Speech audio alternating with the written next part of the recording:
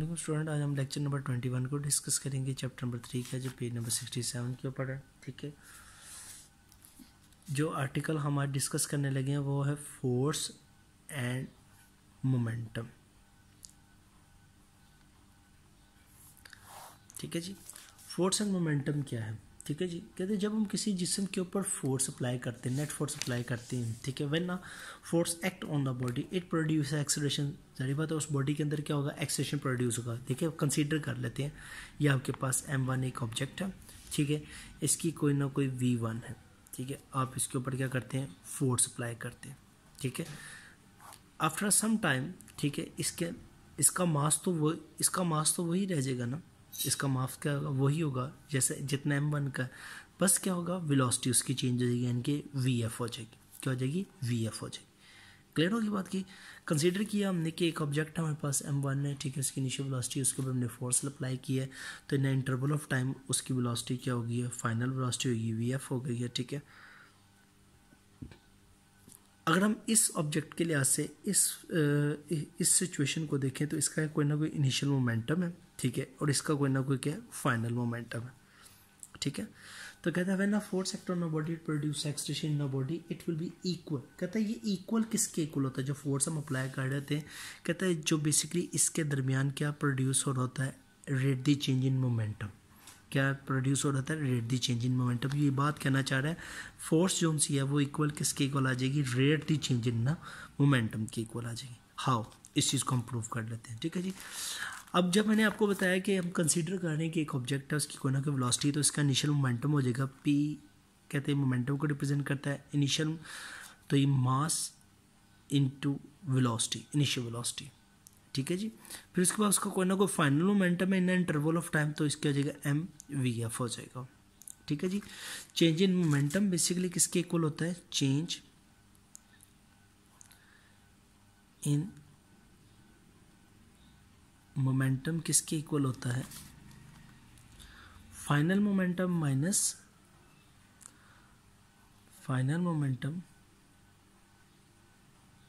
Minus initial momentum. Final momentum क्या हो गया, mvf हो गया आपके पास, माइनस इनिशियल मोमेंटम क्या हो गया, mvi हो गया। ठीक है, चेंज इन मोमेंटम हमें पता है, final momentum minus initial momentum आ गया। ठीक है जी, अब सारी बात है इस सारे मोमेंटम को चेंज होने में कोई ना कोई तो इंटरवल ऑफ टाइम लगा कि नहीं लगा, कोई ना कोई टाइम इसके लिए कंज्यूम हुआ। हम दोनों तरफ टाइम के रिलेशनशिप को मेंशन कर देते हैं। हम ये भी कर सकते हैं दोनों साइड के ऊपर हम टाइम से इक्वेशन को क्या कर सकते हैं, डिवाइड कर सकते हैं। ठीक है जी, ये हो गया final momentum minus initial momentum divided by time. m common आ गया, vf minus va divided by time आ गया। ठीक है, अब final velocity minus initial velocity divided by time का रिलेशनशिप किसके इक्वल होता है, एक्सेलरेशन के इक्वल नहीं होता। ये हमने पीछे सेकंड चैप्टर के अंदर पढ़ा। तो हम इस जगह के ऊपर क्या करेंगे, एक्सेलरेशन की वैल्यू क्या करेंगे, पुट कर देंगे। Final momentum minus initial momentum divided by time is equal to ma। ठीक है, क्लियर होगी बात की, m कॉमन था। ठीक है, और इस रिलेशनशिप की जगह हमने क्या पुट कर दिया, a पुट कर दिया। ठीक है, तो ये चीज़ किसकी इक्वल थी, according to second law of motion, according to Newton second law of motion,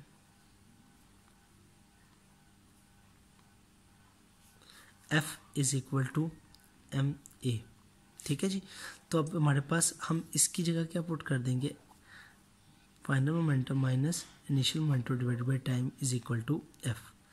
तो यही चीज़ तो हमने ऊपर प्रूव करनी थी कि आपका जो rate the change in momentum आ जाता है वो किसके इक्वल आता है, फोर्स के इक्वल आता है। तो उसी चीज़ को हमने वेरिफिकेशन की है कि F आपका पास क्या आ जाता है, rate the change in momentum is equal to आता है फोर्स के इक्वल आता है, जो उसके ऊपर नेट फोर्स अप्लाई की जा रही थी।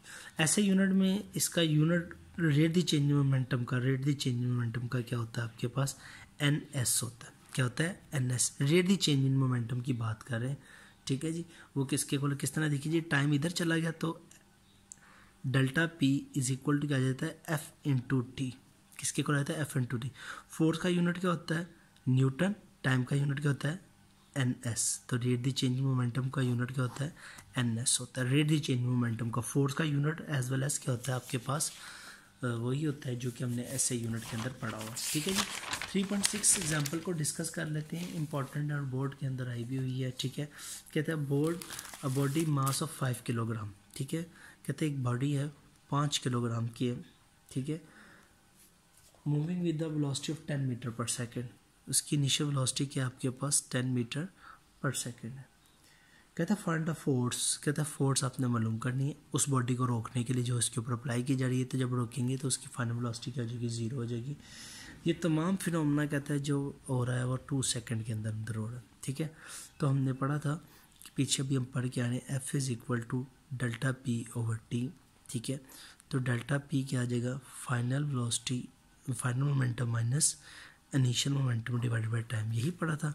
एम कॉमन ले लें, V F minus V I divided by time. M कितना आपके पास 5 kg, फाइनल वेलोसिटी 0 है, इनिशियल वेलोसिटी क्या आपके पास 10 है, टाइम आपके पास क्या 2 है। ठीक है, ये -10/2 आ जाएगा, तो आ जाएगा 5 मल्टीप्लाई बाय -5। ठीक है, तो आंसर जाएगा -25 न्यूटन। ठीक है बेटा, जब आपने फोर्स लिखने हैं ना तो आप लिखेंगे कि 25 newton force is required to stop the body के। 25 न्यूटन फोर्स क्या होगी, रिक्वायर्ड होगी बॉडी को रोकने के लिए। लेकिन याद रखें फोर्स नेगेटिव नहीं होती। ठीक है जी।